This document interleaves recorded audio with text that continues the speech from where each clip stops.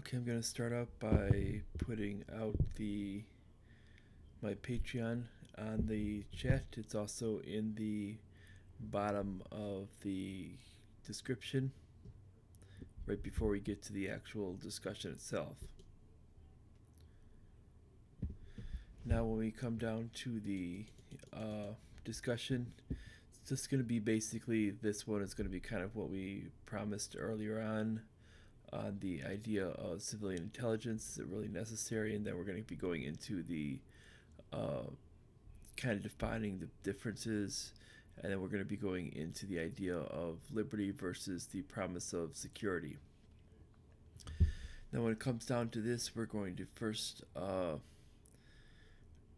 discuss the actual realm of it. We're basically going to go with the idea of civilian intelligence. We're going to be going on the idea of the FBI, the CIA, the NSA. Obviously, there's other people within that realm, and other agencies within that realm as well. But we're going to focus on those because those tend to do a lot of the bulk of the spying. Obviously, there's more agencies within that, and more that work within that realm. But those are pretty much the three that tend to do a lot of the bulk spying work. We're first going to get into that idea of what we have in the recent news, which is the dismissal of Section 215 of the Freedom Act, which is formerly known as the Patriot Act. Now, the Freedom Act was basically meant to be essentially a version essentially meant to revise the Patriot Act so it looked like it was being more for keeping the government from spying on people, but it was really all it did was put a couple of limitations on what they could do on collection of metadata. When it comes to every other type of data, it really did not do a damn thing. Sorry to tell people with it, but it didn't do anything when it comes down to any other collection of data. The only thing it did was when it said for collecting of phone records metadata, it said that basically the phone companies are going to hold it, and that when it comes down to the collection from the actual people that were going to access it, they basically had to essentially have more reasoning for accessing it. So what ended up happening was about 6 months ago, the NSA decided to cancel it because it was too onerous. Meaning that essentially it got too close to actually being too close to the idea of being constitutional, which meant too much of a hassle for them to actually spy on people. Thus, they're actually cutting the program. Now, this should essentially be a quasi-win. Now, why do we say this? Because the fact is, if they're not doing this, that means they want to essentially grab the data from elsewhere. They're essentially going to be doing this through getting the data from another program. They're doing this through essentially all the other programs that we know about, plus other ones that we don't know about. And the problem being is when we look at Congress. When Congress gets access to the information, it's only a list of about 8 people through both houses that actually have access. The problem being is these people that are selected are actually people that are in favor of these programs, which means that when we're looking at it, these people are actually going to not be ones that are going to be objective when it comes to these programs. They're going to be just really big in favor of keeping these things along, and are not going to pass on the full amount of the data that's happening and what's really going on with the programs to everyone else like they're supposed to be doing. And when we see then that they're saying that, oh, all of our members have, all these members have a basic this level of security clearance, like they're saying, should people strip the security clearance of Ilhan Omar for what she stated, even though it's her actual right to state whatever she wants to state on the floor. Well, the fact is frankly, it won't do much good because she's actually still limited on the amount of intelligence that she gets to begin with, because she has to be notified by someone else to get that intelligence. She's even with the intelligence she does get in briefings, it's very, very minimal at best. What she's actually getting in private is essentially the fraudulent intelligence that any other member gets, and that's the whole point. So what's really happening is she's not getting the actual information that's actually going down in these programs. She's never being told about what these programs are, and most often these members have to guess what these programs are in order to get some type of idea. So when they try to do something to reform, most of it's done on guesswork, and it has to have some type of whistleblower to do anything about it. That's how these things end up coming about. And what happens is when you get a whistleblower, they want to basically send the person to jail for releasing any information on that. This is why the civilian intelligence agencies want to hang Edward Snowden, because essentially he released information that basically made him compromise their intelligence of spying on average citizens. And this was a huge issue in their mind. They felt that, how dare you expose what we were doing that was illegal? And that's what ends up going on with that. And they don't like that, because then your other members of Congress will find out, and then what ends up happening after that is the civil libertarians on the left and the libertarian conservatives on the right that are gonna come together, and eventually what's going to happen is they're either A, get to a point where something becomes in that program very, very onerous, as they did on that Freedom Act, or B, it's going to cause those programs to run out. Now, what's going to happen is the Patriot Act is going to essentially get to a point of needing reauthorization as well, eventually within the future, and they're going to come up to a point with it. Now, what's concerning is that what's most likely going to be the solution, what's mostly the solution of what they feel that their rights are to spy, is under a 1981 ruling of the Reagan administration that says that the civilian intelligence agencies have the right to spy for national security purposes. This was just nothing more than an executive order. Now, any president can use this executive order because it was never deauthorized.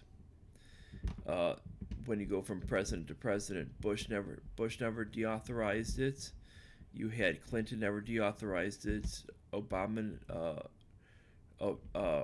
then when Bush's son came in, he never deauthorized it. Obama never deauthorized it. Now Trump has yet to deauthorize it. So when it comes in, that still technically could be valid and could be used at any single point. Now, if it gets deauthorized, then it becomes inactive and not able to be used. Now, what needs to happen is the Supreme Court should come in with its authority and state this is not a valid use of executive orders, and they should essentially declare that those executive orders, they need to go through with a fine-tooth comb at all executive orders and state all these executive orders are unconstitutional, even though they were viewed previously as constitutional. And the way they could do that is basically going through, and as certain things, as time passed with it, were eventually ruled unconstitutional, such as slavery, they could easily do the same thing. And we need to understand that these civilian agencies are going to essentially want to have unfettered access to people's information. And they're going to do so by basically saying, okay, we're not going to get the information through this. Since they're going to basically view the metadata as useless, they're going to they'd rather just directly spy on you, and they have access to doing so. Now, when it comes down to what we need to look at is next is, since we know that they're not going to, since they're not privy to uh, following the Constitution, we need to kind of look at the differences between what we see with uh, look at the need for intelligence first, and actually if we need both civilian and military intelligence. Now, we would need some type of intelligence as a nation, because obviously when it comes down to it, we need to have some type of uh, warning ahead of time if other nations or if any terrorist groups are going to attack us. This is just being smart. Now, does this mean we have to spy on our own citizens? No. Does this mean we have to spy in the world all the time? No. It means we just need to have people who are aware. And it doesn't take much for that. And we've had this in earlier times, and we need to have a foreign policy that will actually keep us at a very, very safe level, which means not antagonizing other nations and not being lined up with nations that are going to keep us at risk, which means those that are more apt to attack more of their neighbors, we should basically disassociate ourselves with, and those who are basically going to be who are apt to be more peaceful and not attack their neighbors, we could still relate ourselves with. Now, it doesn't mean necessarily diplomatically, but it means when it comes to actually having an alliance with, it means such alliances that are antagonizing others, we should eliminate ourselves from. This means such things as NATO. NATO should not be considered. Now, when we look at the ideas of what NATO is NATO even functional? And that's something that's actually a very, very important question. We need to look at if these things are even a functional purpose. And I think we can actually look at it from a valid point of view. And I think that we can state that NATO puts our foreign policy at risk and makes our intelligence actually have to work a lot heavier, because it makes people more apt to attack our nation, because we're acting in a very, very aggressive manner then, and that's something we need to avoid. Now, so the need for intelligence should only be for functioning of keeping our nation aware. It should have no other purpose. Now we need to look at what the difference is on the civilian and military intelligence. Before we look at it, we need both. Now, the difference really goes down into the actual ways that each function. Now, military, essentially, the way it reacts is it reacts based on its oath. Its first oath is to uphold the Constitution.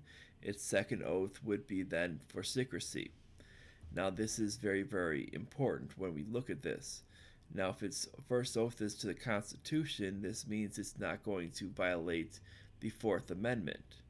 Now, this is very, very key. This means for any of its actions, it's going to essentially want to keep up with the actual Constitution itself, and that it's not going to want to violate these things, because that's exactly what it's fighting for. And it's key to understand this. When we're talking about military intelligence is going to react completely different than any other form of intelligence, and it's also going to give us a lot. It's not going to give us a biased form of intelligence, because they're acting in their own self-interest, because they do not want to cause their own military people to have any harm based on false information that would cause an actual war.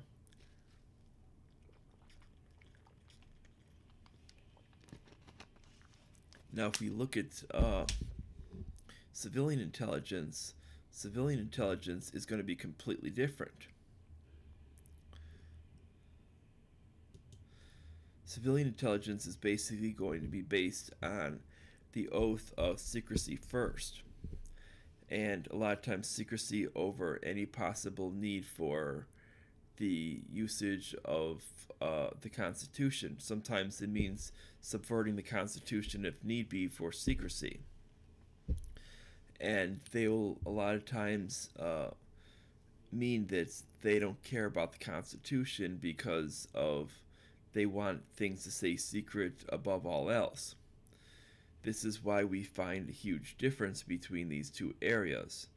Since they're not taking an oath to the Constitution seriously, it means that they're not going to essentially treat the oath to the Constitution with any dignity, and that the outcome is going to be that the only thing that they're concerned with is making sure that nothing comes out of their agencies as what they're doing. This means that you can have a lot of illegal activities.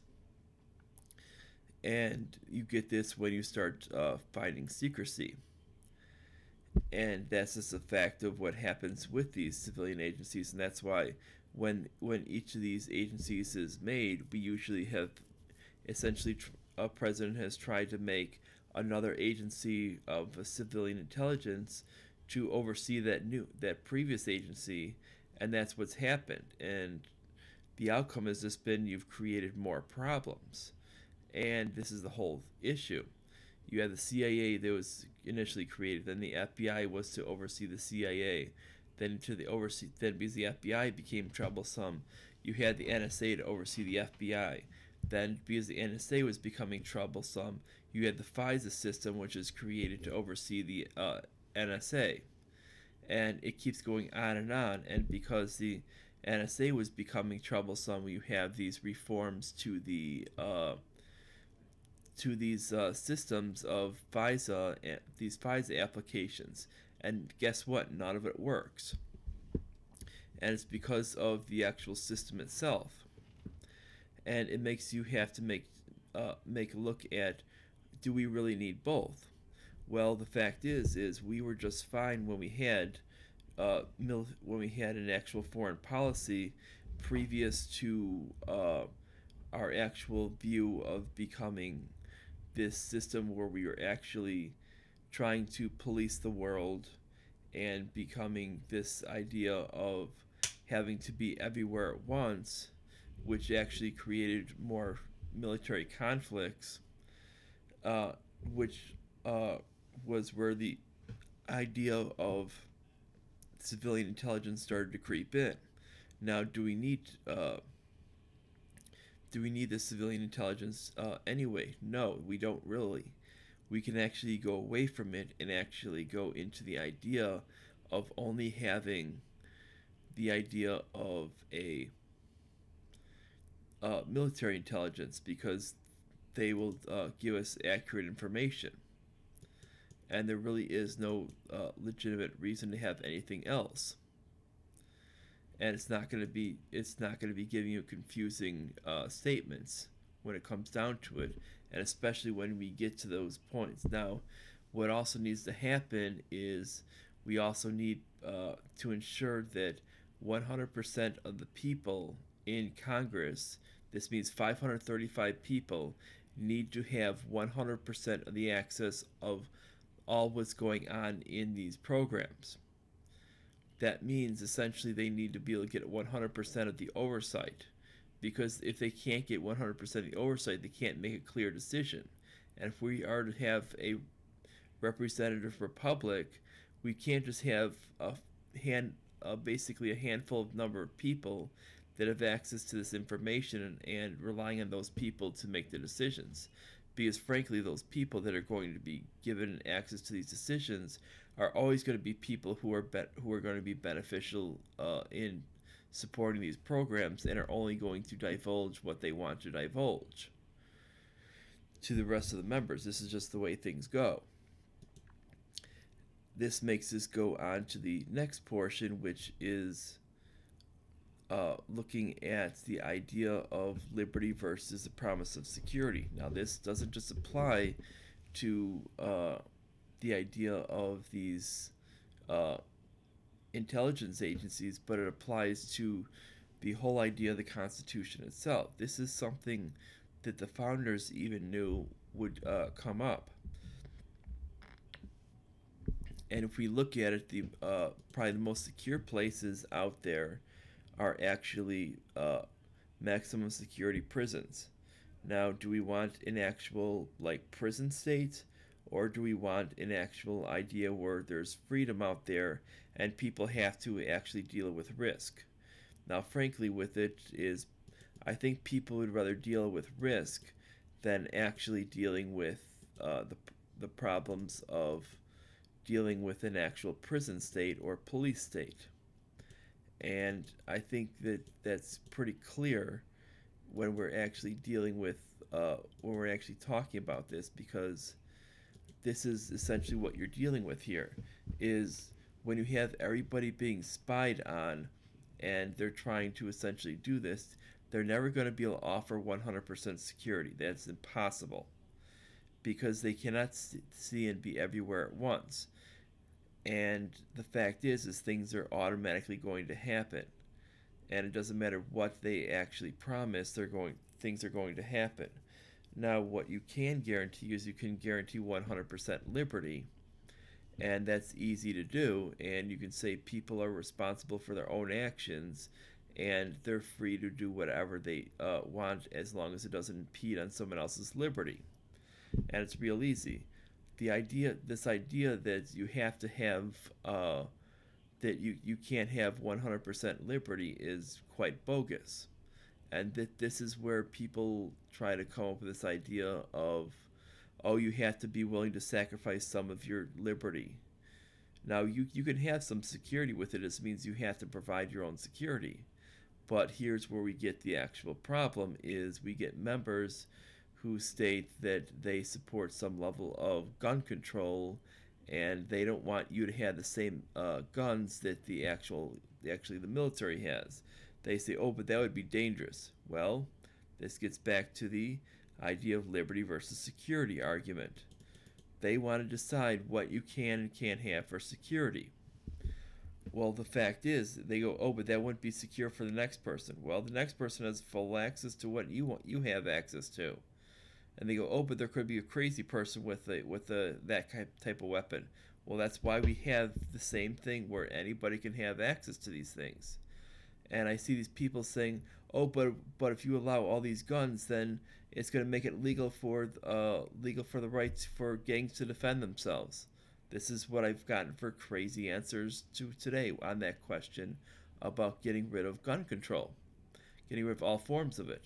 I go, when you look at the idea of what's happening in Chicago, it's because of gun control. They go, oh no, but gun control works. If you get rid of it, then the gun control crime's going to get worse.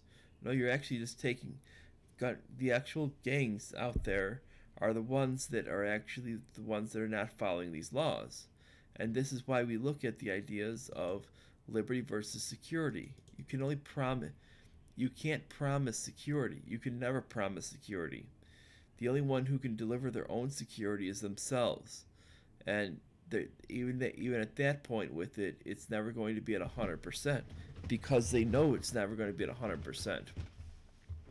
And that's the whole point: is you can never promise that, and that's the whole idea of this idea of intelligence.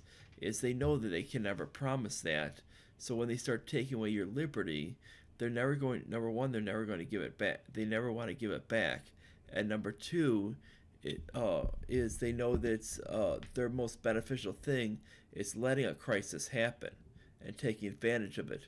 Doesn't matter what side we're talking. If we're talking about gun control, let a crisis happen, take away your rights. We're talking about a terrorist attack to take away your Fourth Amendment rights, let a crisis happen, take away those rights. But when it comes down to it, is you'll have a lot of people like these neoconservatives on the right who go, no, we can't rescind the idea of the civilian intelligence. We can't get rid of these civilian intelligence agencies because they work, or let's say the war on drugs. We can't end the war on drugs because we know it works. Well, can you point to any facts? No, we can't point to any facts, but we know it works. And this is the idea of you should always end up going on more side of liberty, because the liberty is where the facts are, and the promise of security is just basically a fairy tale. And I think this is where we need to have more people understand, because it doesn't matter which side you're working from. You need to understand that that's basically the truth. And that's why when it comes to civilian intelligence, I stand with the idea of what Ron Paul states, and just start dumping them. Get rid of all of them. Now he states with the CIA with it. I state a little more than just that. I state take every civilian intelligence agency and kick them out the door. Tell them with it, it's nice and all you've been here with it, but the door's right there. Don't let it hit you on the backside on the way out. Because frankly, with it, I don't trust anyone. I don't trust any of them that are currently there with it, because frankly, their oath is only to secrecy, and I don't trust that. There's only going to be a small margin of them that actually took an oath to the Constitution, and those are likely the ones to be whistleblowers, and those are not the people that they want there to begin with. Those are the people that actually they look down upon in these agencies, and usually have already become whistleblowers that they've tried to arrest to begin with. These are ones like in the past, like Bill Binney, who used to be higher up in the actual National Security Administration. When it comes down to thing with him, they basically try to run him out, and now they basically call him a conspiracy theorist. Yet he's the one who actually is a whistleblower. They don't want to call him a whistleblower because the fact is, if they did, that would basically legitimize everything he has stated since then. And they don't want to call him that because then he would be essentially exposing everything that they are doing, everything that they have done in the past, and everything that they are doing currently in the future. He's also pointed out certain things in other cases, such as the current case on the Mueller-Russia probe, and he would have actually pointed out that the whole thing's a hoax on that. But they don't want that, because the fact is you're dealing with someone who actually knows what they're talking about. And that's why they want to mark him up as some conspiracy theorist. He's not a conspiracy theorist. This is a person who is actually a higher up technical analyst that was actually right at the top of the NSA, not far from the actual top advisor. And basically, you're talking that his job was essentially only a couple spots down, and basically he became a whistleblower because he supports the idea of the Constitution over secrecy, and they wanted to essentially ruin his career over that. And he felt it was more important to actually be a whistleblower and be honest and support the idea of this idea of being constitutionally sound than actually supporting these other pieces of garbage. There's also other people like John Kiriakou. They want to basically say, oh, but he was sent to prison for releasing information on the CIA torture programs. Well, he did that because those torture programs were deemed as unconstitutional. And guess what? They sent him to prison for 3.5 years. And there's another one. He's from the CIA, and basically they want to state that he doesn't know what he's talking about. Now, he would actually be a perfect person that if you wanted to put him as head of as the CIA or something instead of someone like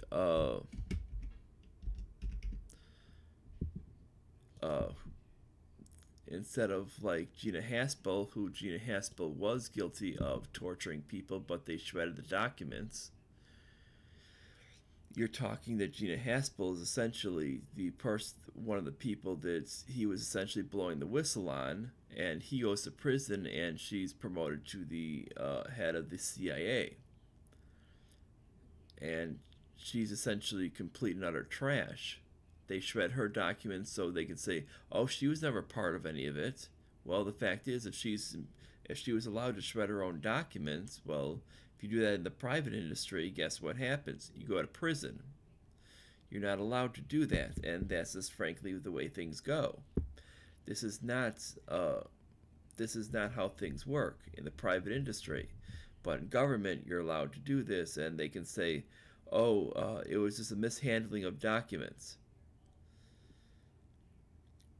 And so when we're looking at this idea of liberty versus security, you should always side with liberty because, frankly, when we're looking at this idea of the civilian intelligence, we need to see that, frankly, they were never needed with it. They're not even constitutional. You can look through all the roles of the Constitution, and it never says one thing about civilian intelligence.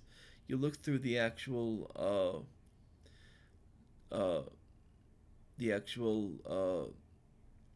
amendments. You never see anything about the creation of any civilian intelligence. From the start, the only idea of intelligence has been military. And there's a reason why, because they wanted to make sure that these people had an actual allegiance to the Constitution and to the United States. Now, what we're finding is we're seeing that the people of the civilian intelligence, number one, we're finding that they don't have an allegiance to the Constitution, and number two, in many cases, sometimes they don't even have an allegiance to the actual country they're supposed to defend, because you're looking at they're defending the actual needs for these other countries. Number one, number two is we saw that they tried to essentially establish a coup of the last election. That is essentially treason. When you do that, when you try to establish a coup from the actual civilian intelligence, that would essentially be high treason. That is essentially punishable by death. Usually they issue that punishment usually by Congress, and traditionally that punishment has been death. While it could while it could be life in prison in the modern day time,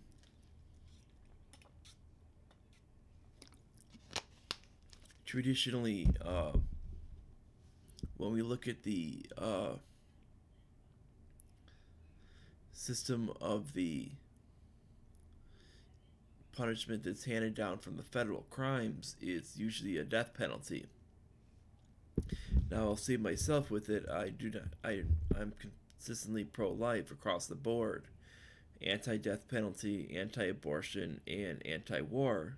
So I would basically state that I would not support that, but I would support life without parole. But usually that does not happen when we're talking about federal crimes here. If you look at every case. And I think we can see that that would be the case there with when we're looking at an actual coup. So when we're looking at that, I mean that's basically another argument for eliminating those agencies. And if we're looking at the case of Gina Haspel from CIA alone, I mean she was basically Brennan's second in command.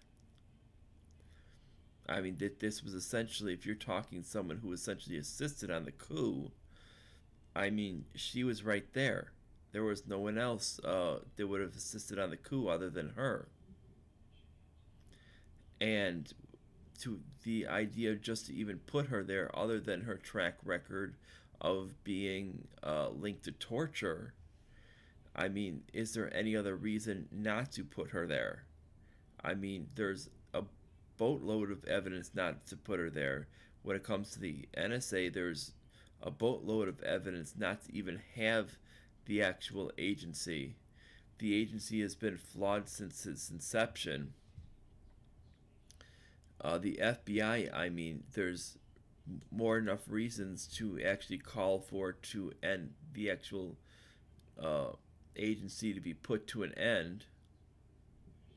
Because frankly, we have the agency that's completely filled with garbage.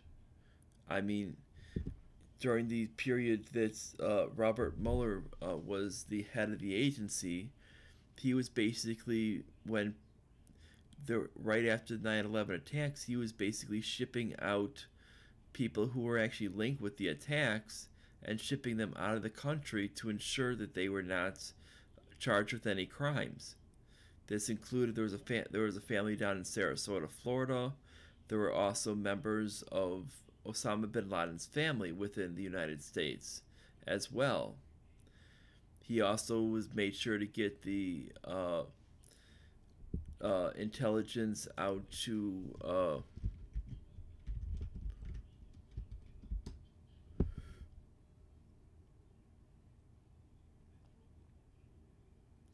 he also made sure to get out the information from to I believe it was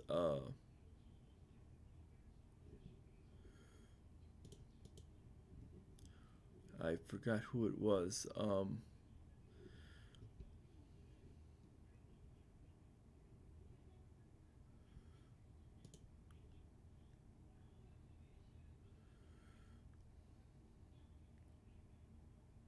It would have been Willie Brown. He made sure that Willie Brown was did not take a flight, and this would have been right there around the time.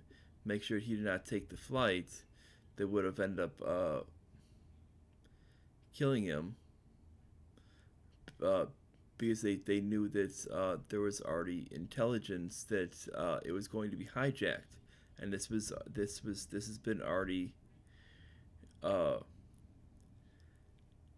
this had already been pretty much declassified on the thing of contacts. So this is a basic thing of what was going on with his what was going on with what he was doing when in office. So we saw that he was basically going through and essentially ensuring that these people were giving favoritism to doing this. And so he was as dirty of an FBI director as can be. I mean, you're talking that's when it comes down to it goes down to he's basically as slimy as they get.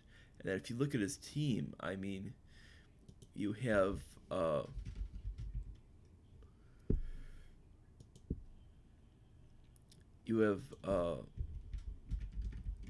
Andrew Weissman. I mean, when it comes down to him, he's actually had cases actually thrown out because of the because he had cases of fraud. Because there was fraud involving his actual cases that he was trying. And he's basically been known to essentially try to frame different people that he was involving in trying. And he's been known for quite some time as being a dirty cop. When you look at some of the other people that you look at, there's others that have actually been thrown off the investigations. And it just shows that when we look at this probe as that, we can see that he's willing to surround himself around very, very crooked individuals. When we look at even his protege, James Comey was found to have lied multiple times to Congress.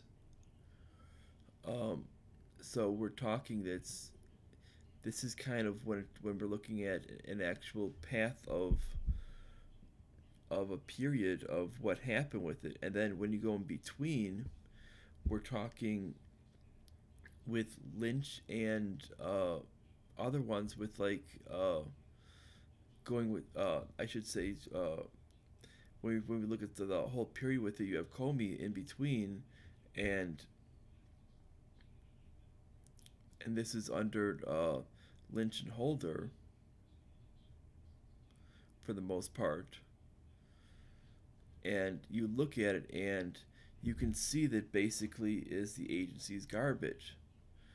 And it didn't really matter that what was going on. As you can see, the FBI has really been garbage for a while, and you can go all the way back to Hoover, and Hoover was notorious for abusing his power, and this is where it really comes from at the start. And when Comey says he was really trying to fulfill the name on the building, well, we can say that Comey was definitely doing his job when it comes down to that, because frankly, Hoover wasn't exactly what we call an honest police officer, not by a long shot. And this is what needs to be understood, is that when we look at that, when we look at the CIA, is this is basically, the CIA is essentially a group that's notorious for assassinating world leaders. They've done this multiple times, overthrowing elections of different world leaders, basically stopping the sovereignty of other countries. They're also involved in actually spying on people domestically that they don't like, and they've done this basically if you're basically a person that might have something that might not necessarily be within the mainstream establishment politics, you can pretty much guarantee that the CIA might be watching you. If you're not part of the basically Keynesian economics, establishment Republican, neoconservative Republican, or milquetoast Republican type of on that end, or when it comes to the Democratic side, if you're not one of these like Nancy Pelosi, to let's say Hillary Clinton style Democrats, who basically also approves of Keynesian economics, who's doing the always vote for war, always vote for the next budget increase, and keeping things keeping the status quo going. Pretty much you can guarantee the CIA is going after you and they're spying on you. The NSA is essentially the spy grid for all of this, going on the digital end. Initially was mainly on the idea of phones and other electronics, but they've gone to a lot more digital surveillance within the more modern era. So it's been a lot worse since we've adapted to more computers, cellular phones, going away from the landlines, and it's changed what they've done. So they've become even worse. And when we look at it, we can see that these groups are essentially doing nothing but harm to our liberty. And when we look at like the CIA, is there any purpose to assassinate world leaders? Is this what's good for intelligence? I mean, would this actually help the actual nation? Frankly, I don't see where it actually does. There is no legitimate reason to assassinate a world leader that we don't have any legitimate right to. What about trying to fix elections in certain countries, such as like let's say Venezuela? We don't have any dog in the fight. There's no reason for us to be doing this, for trying to assert a person as a leader. Do we? This is something I can guarantee you the CIA is even trying to involve itself in. Do we have any reason to be there? And when we're talking all the stuff in the Iran Contra, meaning the Contras in the of Central America and the all of the dealings with Iran and running money through to do which is a mix of drugs and gun running into the to essentially do all this stuff with to get supplies into uh, the Middle East, or get the supplies into into these uh, into the into Central America. And what the result was we were essentially trying to overthrow these people, and we put in basically people who were basically brutal uh, dictators. We might say, but they're not socialist or communist. Yeah, but if you go from one dictator to another, how is it any different? If you go with one guy who's maybe just a socialist dictator, but then you go to another guy who's basically a murderous dictator, I mean, it seems like you're getting kind of like going from bad to worse. And this is what our CIA was involved in. Then the NSA is involved in making sure that they're spying on people, making sure they can keep them in line. And this goes to the same idea as with what the TSA does in the airports. And when it comes down to things, is we get back to the question of liberty versus the promise of security. I mean, this civilian intelligence is not giving us much to go on for this promise of security. So I think we can actually say that I'd rather have liberty and tell all these civilian intelligence agencies where to get off at, and that they are basically, every one of them is fired and they can look elsewhere for jobs, because they have no legitimate reasoning to exist. Because if they're going to basically try to overthrow other governments, they're basically making the world less safe. And they're basically, all they're doing is they're intervening to basically create opportunities for military contractors to make a lot more money. They're doing nothing for the actual security of the United States. And this is frankly what we need to do, is look objectively. And this is what we need to look at from a legitimate point of view. We need to say, is this actually something that helps us? No, it doesn't. It doesn't help us one bit. And this is something that makes a lot of sense to people who are out there and who are actually making legitimate decisions on what they're doing. And when it comes down to it, is you need to make a decision of, is this really working for what is best for the nation's just basic security. Now, the basic security would be best handled if we took all of our military members that are overseas, that are being wasted in both NATO and these overseas bases in countless countries, and basically take them, move them home, and make bases here at home, and use that for our actual defense. Now, this would actually reduce our military budget to about a third of what it is, because we wouldn't be spending money on other countries. We could tell the other countries kind of where to get off at. And this is something that I think we can actually all agree with when it comes down to what's best for actually legitimate security, meaning you're actually securing the actual nation. Now, when it comes down to what to do for the actual intelligence, is get people who actually want to actually follow the Constitution. We have the Constitution written. We know that terrorism has existed since 1 AD. Take advantage of what the Constitution was written with. We know that basically is the terrorists are likely to change their methods, so it's not smart to actually say that we need to keep spying on everyone, which is going to keep our eye off the ball. So what we need to do is actually be smart about it and just target the people that are actually going to be terrorists themselves, which means to follow the actual Constitution, because they kind of knew a lot more than what our actual civilian intelligence agencies are doing. Because if they have not caught one person, then what's the actual purpose? And I think we can actually agree with that point as well. I think it's pretty universal.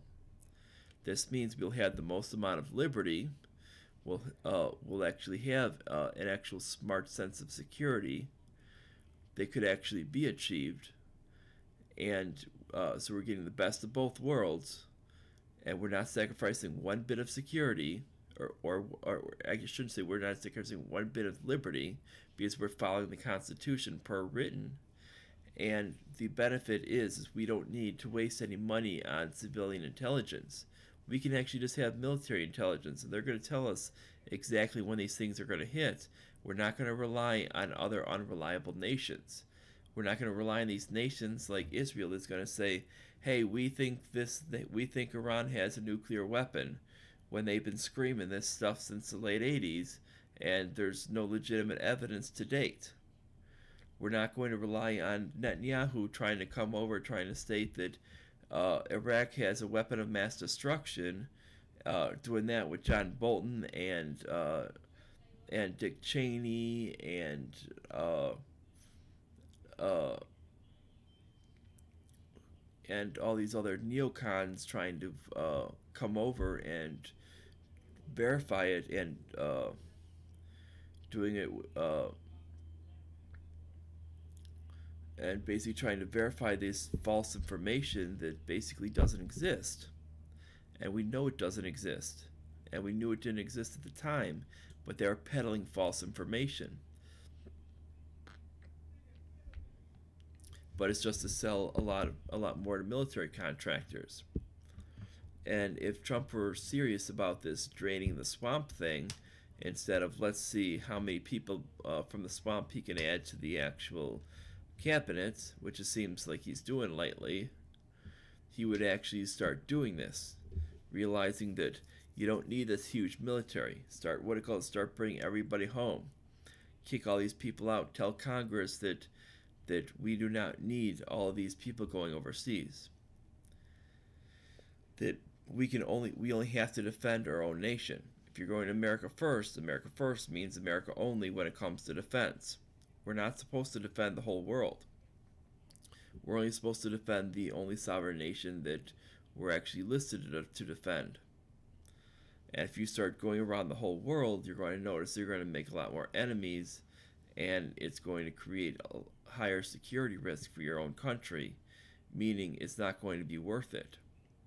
Best thing to do is make sure the security risk is at the lowest level, and this is how we make it very, very easy for our actual military intelligence to do their job correctly. Now, if you like this, like, subscribe, click the notification bell, make sure you share us all the way around social media. Make sure you check my Patreon. It's going to be either in the chat if you're in there right now, or if you're checking this out later, it'll be right here below. And make sure to see if you can get anybody else to subscribe, and check out my Patreon. That would actually really help me out. And that's about it, everybody. See you guys later. That's about it for tonight. Bye, everyone.